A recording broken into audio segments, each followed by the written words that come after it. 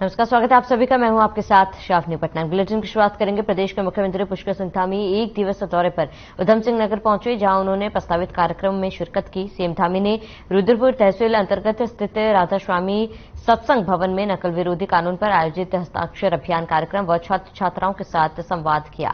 इसके बाद किच्छा तहसील स्थित तुलसी धाम, ग्राम मलसा, गिरधरपुर, लालपुर किच्छा, उधम सिंह नगर में आयोजित संत समागम कार्यक्रम में शिरकत की। मुख्यमंत्री ने युवाओं को भरोसा दिलाया कि सरकार उनके साथ खड़ी है और उनके हितों पर कुठाराघात नहीं होने दिया जाएगा। उन्होंने कहा कि प्रदेश में लगातार भर्ती घोटाले और पेपर लीक के मामले लगातार सामने आ रहे थे, जिसके बाद उन्होंने इन सभी मामलों की जांच बिठाई है और जो सिंडिकेट इसके पीछे काम कर रहा था उसका कागज तोड़ा।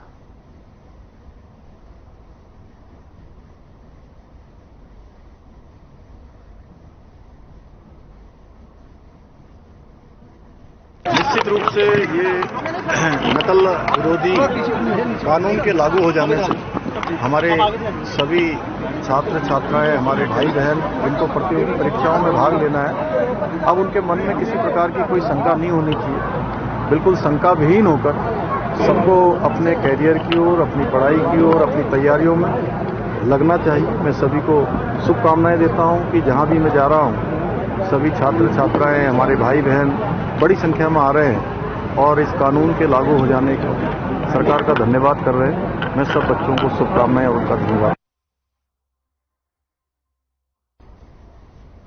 विश्व प्रसिद्ध यमुनोत्री धाम के लिए जल्द ही रोपवे शुरू होने जा रहा है। इसके लिए पीपीपी मोड पर सरकार ने प्राइवेट कंपनी के साथ अनुबंध कर लिया।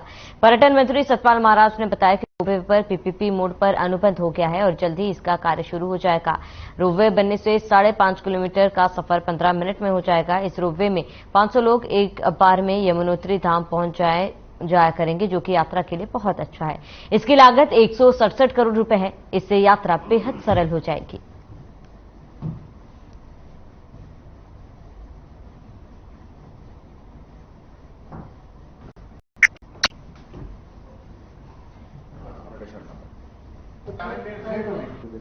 आज विश्व प्रसिद्ध 4 धामों में से एक यमुनोत्री धाम के लिए रोपवे परियोजना का अनुबंध किया गया है। जानकी चक्की खरसाली से यमुनोत्री धाम तक रोपवे परियोजना पीपीपी मोड पर विकसित इसको किया जा रहा है। इसकी लंबाई 3.38 किलोमीटर है और इसकी अनुमानित लागत जो है 167 करोड़ रुपए है। इसके साथ साथ इस रोपवे परियोजना का निर्माण messrs SRM engineering and Phil industry limited द्वारा किया जाएगा। ताकि वो डाइवर्ट हो जाए, एक जगह पर प्रेशर न पड़े। तो यमुनोत्री धाम के दर्शन करने वाले श्रद्धालुओं के लिए एक अच्छी खबर सामने आई है। आपको बताते हैं कि धामी सरकार ने रोपवे प्रोजेक्ट को पूरा करने के लिए एक MOU साइन किया। मुख्यमंत्री पुष्कर सिंह धामी और राज्य के पर्यटन मंत्री सतपाल महाराज की उपस्थिति में मुख्यमंत्री आवास में यमुनोत्री रोपवे प्रोजेक्ट के लिए पर्यटन विभाग और निजी निर्माण कंपनी के साथ MOU साइन किया गया है। पर्यटन मंत्री सतपाल महाराज ने बताया कि खरसाली से यमुनोत्री धाम तक बनने वाला यह रोपवे मां यमुना के ग्रीष्मकालीन और शीतकालीन धामों को एक साथ जोड़ने और उत्तराखंड में धार्मिक पर्यटन की संभावनाओं में एक और नए अध्याय का कार्य करेगा। परियोजना का क्रियान्वयन तय सीमा है पूर्ण किए जाने का लक्ष्य रखा गया है। 3.38 किलोमीटर लंबाई का यह रोपवे बनने से मात्र 15 मिनट में श्रद्धालु दर्शन कर सकेंगे। इस रोपवे की यात्रा क्षमता 1 घंटे में लगभग 500 लोगों को ले जाने की होगी। यह रोपवे पर्यटन विभाग द्वारा पीपीपी मोड पर निर्मित किया जाना प्रस्तावित है, जिसकी लागत लगभग 166.82 करोड़ रुपए है।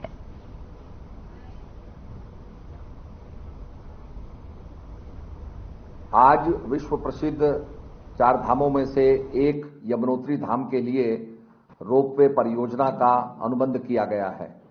जानकी चक्की खरसाली से यमुनोत्री धाम तक रोपवे परियोजना पीपीपी मोड पर विकसित इसको किया जा रहा है। इसकी लंबाई 3.38 किलोमीटर है और इसकी अनुमानित लागत जो है 167 करोड़ रुपए है। इसके साथ साथ इस रोपवे परियोजना का निर्माण messrs SRM engineering and Phil industry limited द्वारा किया जाएगा।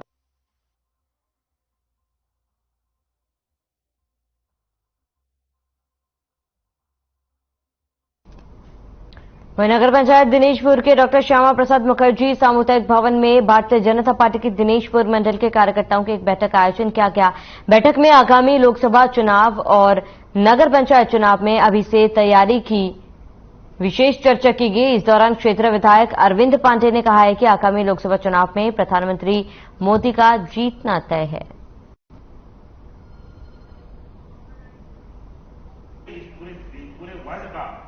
उसी के निमित्त आम जनता उसे दिन की प्रतीक्षा कर रही है कि वह दिन कब आएगा जब हम वोट डालकर प्रधानमंत्री मोदी जी को देश का प्रधानमंत्री हम तीसरी बार बनाएंगे और विश्व का रिकॉर्ड बनाएंगे।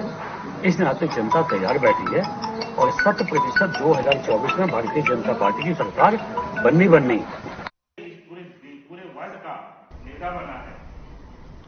तो थराली में बीजेपी मंडल अध्यक्ष देवाल उमेश मिश्रा की अध्यक्षता में देवाल भाजपा की मंडल कार्य समिति का आयोजन किया गया, जिसमें थराली विधायक भोपाल राम टमटा ने बतौर मुख्य अतिथि शिरकत की। मंडल कार्य समिति की बैठक में मंडल कार्यकारिणी के सदस्यों, मंडल प्रभारी विधायक प्रतिनिधि, संसद प्रतिनिधि समेत महिला मोर्चा जिलाध्यक्ष डॉक्टर हिमानी वैष्णव और प्रदेश मंत्री भावना रावत पार्टी कार्यकर्ताओं ने भाग लिया। नई कार्यकारिणी का सौगात करने के साथ ही मिशन 2024 को लेकर सरल ऐप के माध्यम से कार्यकर्ताओं को संगठन से जोड़ने की बात कही गई, ताकि प्रत्येक कार्यकर्ता का डेटाबेस डिजिटली संगठन की हर इकाई से जुड़ सके।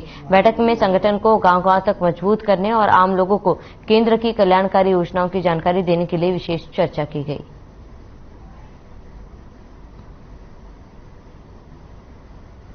इसका टारगेट जो हमारे बहुत नजदीक है उसको हम बहुत बृहद रूप से उस टारगेट को विजयी प्राप्त करेंगे। यही हमारे मंडल के साथ हमारे युवराज जी हैं, महामंत्री जी हैं, वो भी हमारे कंधे से कंधा मिला के साथ रहते हैं। हमारा 2024 का जो टारगेट है वो हम बहुत ध्वनि मत बहुत अग्रणी से विजयी प्राप्त करेंगे और माननीय नरेंद्र मोदी जी को और मजबूत करेंगे। भारतीय जनता पार्टी के संगठन की एक अपनी विशेषता रही है। संगठन को और सरकार के कामों को आम जन तक कैसे ले जाना है, उस पर निश्चित रूप से चर्चा हुई है और भारतीय जनता पार्टी का एक एक कार्यकर्ता, देवाल का एक एक कार्यकर्ता सरकार की और संगठन की रीति नीति को समझते हुए अपने उत्तरदायित्व को समझता है और मैं समझता हूँ कि सारे जितने लोगों ने भी आज सहभाग किया, मैं सब लोगों को बधाई देता हूँ।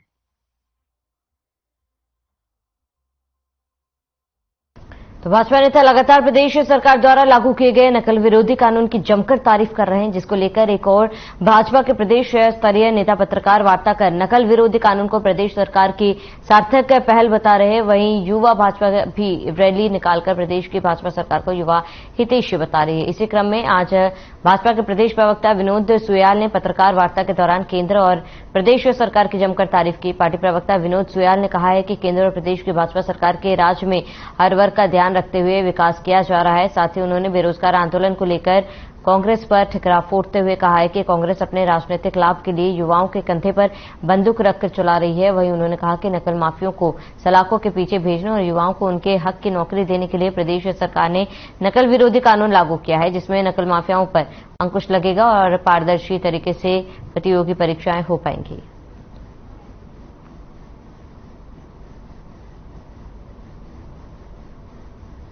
निश्चित रूप से हमारे मुख्यमंत्री पुष्कर सिंह धामी जी ने जो दृढ़ इच्छा शक्ति दिखाई है और जिस तरह से उत्तराखंड के नौजवानों को लगभग पिछले कई वर्षों से छला जा रहा था, उसमें प्रतिपक्ष भी सम्मिलित था और इसको रोकने के लिए कोई उपाय नहीं किया जा रहा था। उत्तराखंड ऐसा पहला राज्य बना है जिसने अपना एक सख्त नकल कानून बनाया है, जिसके अंदर आजीवन कारावास और 10 करोड़ रुपए तक की सजा का प्रावधान है। मुझे लगता है अन्य राज्य भी इसका अनुसरण कर रहे हैं। पीठ, विधानसभा एक पीठ है, पीठ ने जो निर्णय लिया है उस पर उनको जो उस पर भर्ती हुए थे उनको निष्कासित कर दिया गया है। पीठ आगे क्या निर्णय लेती है, पीठ पर सवाल करना उचित नहीं होगा। परिवहन विभाग का करोड़ों रुपए का रोड टैक्स दबाए बैठे वाहन संचालकों के खिलाफ विभागीय अधिकारियों ने कार्रवाई शुरू कर दी। आरटीओ एनफोर्समेंट शैलेश तिवारी ने बताया है कि जिन संचालकों ने अभी तक टैक्स जमा नहीं किया है उनको चिन्हित कर नोटिस जारी कर दिए गए हैं और ऐसे वाहन संचालकों की संख्या 255 है। इसके अलावा देहरादून, हरिद्वार, विकासनगर, रुड़की, ऋषिकेश, टिहरी और उत्तरकाशी के दफ्तरों में 200 बड़े बकायेदारों की सूची भी चस्पा कर दी गई। आगे कहा गया है कि रोड टैक्स का बकाया जमा नहीं करने वाले वाहन संचालकों के खिलाफ विभाग स्तर पर लगातार अभियान चलाया जा रहा है।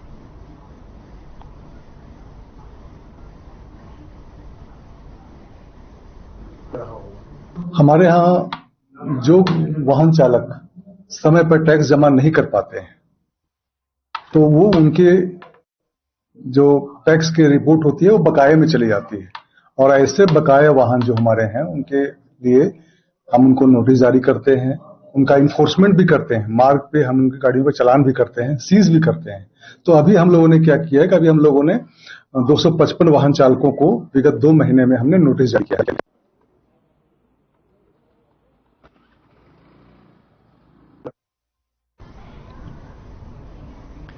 जसपुर में भारतीय डाकघर के अधीनस्थ ग्राम बढ़ियावाला में आउटसोर्सिंग पर रखे गए पोस्टमैन कर्मचारियों को लगभग 7 माह से मानदेय नहीं मिला है, जिससे नाराज कर्मचारियों ने कार्य बहिष्कार कर दिया है। इसके चलते क्षेत्र में डाक वितरण संचालन पूर्णतः ठप होते नजर आ रहा है। इसके चलते आजीवन दिनचर्या में महत्वपूर्ण कार्यों में काफी दिक्कतों का सामना करना पड़ रहा है। जब अपनी शिकायत जसपुर डाकघर प्रभारी से की तो प्रभारी अधिकारी ने समस्या का निस्तारण नहीं किया और सीधे नैनीताल एसएसपी डाक विभाग कार्यालय में शिकायत करने की बात कही। साथ ही उपभोक्ताओं को सीधे बात न कर कार्यालय से बाहर निकाल दिया गया।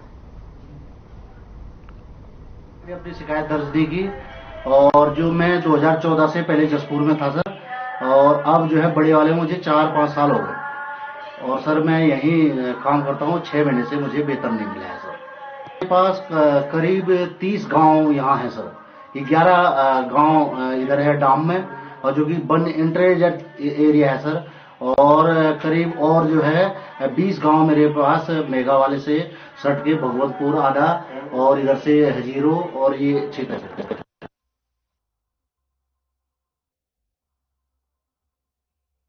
वहीं उत्तराखंड विधानसभा का बजट सत्र आगामी 13 मार्च से गैरसैंण में आयोजित किया जाएगा और इस बजट सत्र के दौरान वित्त मंत्री प्रेमचंद अग्रवाल बजट पेश करेंगे। इस बजट से ही उत्तराखंड के अगले 1 साल के विकास का खाका तैयार होगा। बजट सत्र को लेकर बीजेपी विधायकों में काफी उत्साह देखा जा रहा है। उनका कहना है कि उनके क्षेत्र में सड़क, बिजली, पानी, स्वास्थ्य, शिक्षा के साथ साथ युवाओं को रोजगार मुहैया कराए जाने के मुद्दे प्रमुख हैं और इन पर प्रदेश सरकार सकारात्मक पहल करेगी। रुद्रप्रयाग के विधायक भरत चौधरी और पूर्व कैबिनेट मंत्री विशन सिंह चुफाल ने इसको लेकर कहा है कि उन्हें उम्मीद है कि बजट में उनके विधानसभा क्षेत्र को प्रमुखता दी जाएगी और सभी समस्याओं का निस्तारण हो सकेगा।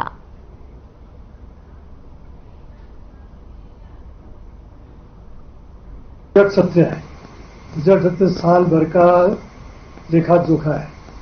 तो उस बजट सत्र में सबसे पहले तो अपने क्षेत्र के पूरे क्षेत्र में जो हमारी समस्या है, हम तो है स्वरोजगार से लोगों को आत्मनिर्भर बनाए, जो भारत सरकार की प्रधानमंत्री नरेंद्र मोदी जी की योजना है। उस पर सबसे ज्यादा मेरे क्षेत्र में रोजगार की ओर अपार संभावना है लोगों को रोजगार, तो उस पर हमें एक मुद्दे रहेंगे। उसके अलावा जो हमारे सड़कें गांव-गांव तक पहुंचती मैं जो सबसे ज्वलंत मुद्दा पर्वतीय जिलों में है वो है प्रधानमंत्री ग्राम सड़क योजना के अंतर्गत जो सड़कें बनी थी और जिनको 5 साल से लेकर 10 साल तक का समय हो चुका है, उनकी स्थिति काफी जर्जर है। तो वो एक नीतिगत प्रश्न है कि उनको जो, क्योंकि वो प्रधानमंत्री ग्राम सड़क योजना का जो फेज 2 है वो वाइंड अप हो चुका है और वो सड़कें पीडब्ल्यूडी को हस्तांतरित हो गई हैं। तो हमारी कोशिश रहेगी कि सरकार 1 टाइम पैकेज देकर के उन सड़कों का तो अप्रैल के तीसरे सप्ताह से चारधाम यात्रा की शुरुआत हो रही है, जिसके लिए सरकार ने पंजीकरण शुरू कर दिया। पंजीकरण के पहले दिन 30,000 से ज्यादा श्रद्धालु पंजीकरण करवा चुके हैं और ऐसे में चारधाम के होटल एसोसिएशन ने पंजीकरण व्यवस्था का विरोध करना शुरू कर दिया। एसोसिएशन का कहना है कि इस व्यवस्था से उनके होटलों की बुकिंग कैंसिल हो रही है और उनके व्यापार को नुकसान पहुंच रहा है। उन्होंने कहा कि यदि सरकार इस पंजीकरण व्यवस्था को समाप्त नहीं करती है तो वे सड़कों पर आकर इसका विरोध करेगी। जैसे इन्होंने फरमान दिया, जो हमारी बुकिंग है वो कैंसिल होने लग गई है, ठीक है, और उसका जो है होटल एसोसिएशन पे नहीं, चार धाम के जन जन, घोड़ा, खच्चर, डंडी, कंडी, मजदूर तबके के जितने भी गरीब लोग हैं, सब पे असर पड़ा। तो सरकार से लेकर प्रशासन चारधाम यात्रा की तैयारी में जुटा है। पुलिस प्रशासन के आला अधिकारी भी चारधाम यात्रा की तैयारियों पर नजर गड़ाए हुए हैं। इस दौरान ADG law and order V Murugesan ने कहा है कि अप्रैल से शुरू होने जा रही चारधाम यात्रा को लेकर पुलिस ने तैयारियां पुख्ता कर ली है, जिसको लेकर चारधाम मार्गों में इस बार अतिरिक्त पुलिस बल के साथ पीआरटी जवानों को भी यात्रा मार्गों पर तैनात किया जाएगा, ताकि तीर्थ स्थलों पर जाने वाले यात्रियों को किसी भी प्रकार की कोई समस्या न हो और यात्रा शांतिपूर्वक संपन्न हो। साथ ही कहा कि यात्रा से पूर्व में PFC, civil police, traffic police, SDRF, जल और पीआरटी के जवानों को प्रशिक्षण पर नियुक्त किया जाएगा।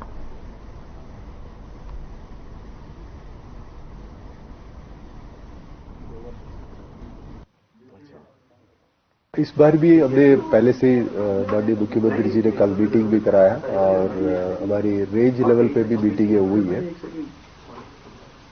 हाँ, रेंज लेवल पे भी मीटिंग हुई है। तो हमारी तैयारी अब शुरू हो गया है, क्योंकि 24 अप्रैल के बाद से यात्रा शुरू होगा। करीब 6 कंपनी पीएससी और भी civil police, traffic police, SDRF और जल पुलिस भी हम नियुक्त होंगे और उनको इस बार हम कोशिश करेंगे कि अच्छे से उसके ट्रेनिंग हो और पीआरडी के जवान को भी हमें ट्रेनिंग देके इस पे नियुक्त करेंगे। अप्रैल से आपको बता दें कि चारधाम यात्रा की तैयारियां तेज हो चुकी है और एसडीजी लॉ एंड ऑर्डर ने तमाम तैयारियों का जायजा भी लिया और अप्रैल से शुरू होगी चारधाम यात्रा, जिसको लेकर पूरी तैयारी की गई है। तो खबर जसपुर से है, जहां नई कार्यकारिणी की कार्य समिति का आयोजन किया गया, जिसमें प्रदेश के महामंत्री चौधरी खिलेंद्र सिंह समेत तमाम लोग इस कार्य समिति में मौजूद रहे। साथ ही साथ सभी वक्ताओं ने बीजेपी को मजबूत बनाने पर बल दिया। साथ ही आगामी चुनाव में कमल का परचम लहराने की बात की।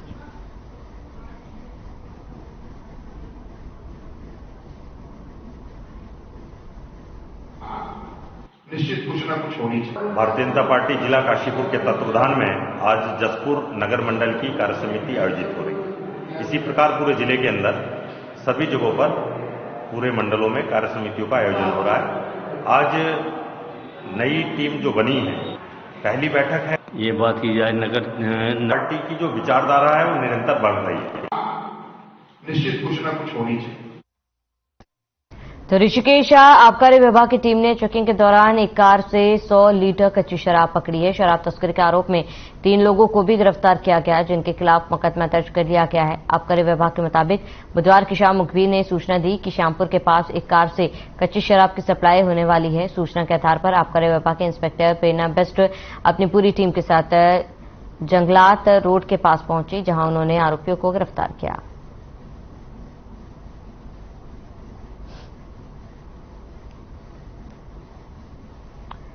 तो ऋषिकेश कोतवाली पुलिस ने चंद्रभागा पुल के नीचे सट्टा लगा रहे एक युवक को दबोच लिया और इसके बाद कब्जे से पुलिस ने सट्टे की पर्ची, एक पेन और 5,600 रुपए नकद बरामद किए। कोतवाल खुशीराम पांडे ने बताया कि स्थानीय लोगों के द्वारा लगातार चंद्रभागा पुल के नीचे सट्टा लगाए जाने की जानकारी मिल रही है। इस सूचना के आधार पर पुलिस ने सट्टा लगा रहे युवक को दबोच लिया, जिसके खिलाफ पुलिस ने मुकदमा दर्ज कर लिया।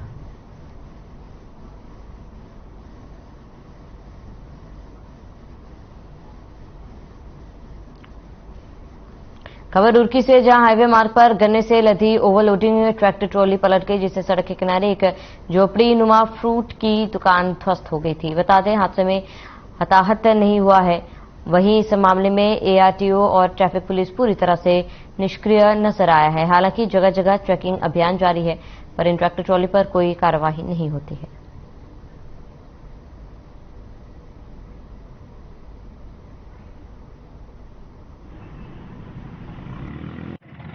से लगे हुए ट्रैक्टर ट्रॉली या जो भी अन्य वाहन है, उनको हमारे द्वारा समय समय पर बताया जाता रहता है कि आप इस तरीके से ना कीजिए। एक पर्टिकुलर लिमिट होती है, हाइट होती है, जिसके तहत आप इसमें जो भी भरान है वो कर करके आप जो भी परिवहन है उसका कर सकते हैं। समय समय पर जागरूकता अभियान और ये हमारे द्वारा अवेयरनेस कैंपेन जो भी चलाए जा रहे हैं, इसके तहत इनके द्वारा हमें बातचीत होती है। उसमें उन लोगों द्वारा आश्वासन भी दिया गया कि हम इस पर कार्रवाई करेंगे।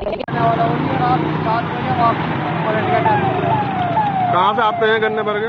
इधर से आते हैं, सेंटर से 12 साइड पे। तो क्या आपका कितना नुकसान हुआ? 20,000 रुपये का नुकसान है। सारा तोड़ फोड़ दिया, छप्पर वप्पर बंद सब बेकार कर दिया। तो कोई आदमी तो नहीं था उसमें? कोई आदमी था, बच्चा बच गया। ये मानना था, ये बड़ा जाता बच्चा मर गया था। तो डोईवाला पुलिस क्षेत्र अधिकारी ने कोतवाली डोईवाला का अर्धवार्षिक निरीक्षण किया। बुधवार को डोईवाला सीओ अनिल कुमार ने निरीक्षण किया, जिसमें उन्होंने मालखाने का निरीक्षण, मालों रखरखाव के लिए उचित दिशा निर्देश दिए। वहीं थाना परिसर में खड़े वाहन लावारिस MV एक्ट माल मुकदमाती के निस्तारण के लिए निर्देशित किया गया। अभी उप निरीक्षकों को टैब के माध्यम से ऑनलाइन आरोप पत्र व अंतिम रिपोर्ट में लगाने और MV एक्ट में ऑनलाइन चालान के लिए निर्देशित किया। साथ ही ड्यूटी व चेकिंग के दौरान आम जनमानस के साथ शालीनता से वार्ता करने और पीड़ितों की 100% सहायता के लिए भी निर्देशित किया गया।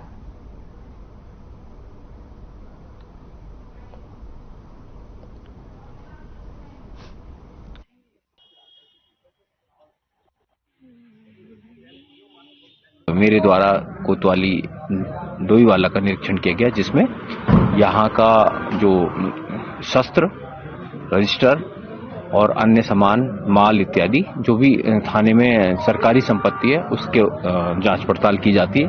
उसके रखरखाव को उसका स्टैंडर्ड चेक किया जाता है और उसकी अपडेट चेक की जाती है।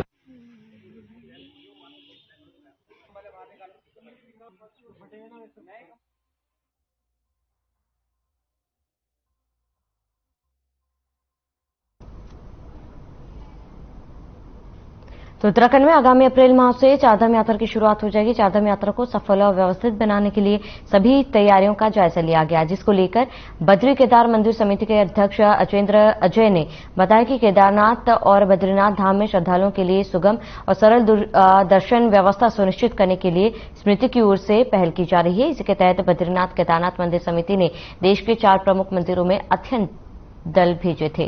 तिरुपति बालाजी, वैष्णव देवी, महाकाल और सोमनाथ की अलग अलग व्यवस्थाओं का अध्ययन कर लौटे दलों ने बद्री केदार मंदिर समिति के कार्यालय में अपना प्रस्तुतिकरण दिया। इस दौरान वहां की सभी व्यवस्थाओं के बारे में व्यवस्थित तरीके से जानकारी मिली। वहीं उन्होंने कहा है कि कोविड काल के दौरान चारधाम यात्रा व्यवस्थित नहीं रह पाई है। यात्रियों की संख्या भी काफी कम रही थी, लेकिन अब गेस्ट हाउस और सौंदर्यकरण और उच्चीकरण का कार्य शुरू किया जा रहा है, जिससे यहां आने वाले तीर्थयात्रियों हर संभव बेहतर सुविधाएं मुहैया हो सके। कि पिछले 2 वर्षों में जब कोविड का काल रहा, तो उस समय में जो हमारी यात्रा चली नहीं थी और श्रद्धालु, पर्यटक, तीर्थयात्री बहुत कम संख्या में प्रदेश में आए थे, तो उस दौरान में मंदिर समिति की आय भी बहुत कम रही और किसी तरीके से कर्मचारियों के वेतन देने लायक ही आर्थिक स्थिति हमारी थी। तो उस दौरान में जो धर्मशालाएं थी, हमारे जो गेस्ट हाउस थे, उनमें किसी प्रकार के कोई मरम्मत के कार्य नहीं हुए थे। उससे पूर्व में भी कुछ वर्षों से उनमें मरम्मत के किसी प्रकार के कोई कार्य नहीं हुए थे। लेकिन जब से मैं अध्यक्ष का पद मैंने ग्रहण किया, उसके पश्चात से मैंने जो हमारी जितनी भी धर्मशालाएं हैं उनके जीर्णोद्धार के लिए, उनके उच्चीकरण के लिए निरंतर हमने प्रयास किए। चलिए, इसके साथ इस बुलेटिन में फिलहाल मेरे साथ इतने। देश और प्रदेश की तमाम बड़ी खबरों के लिए बने रहे हमारे साथ।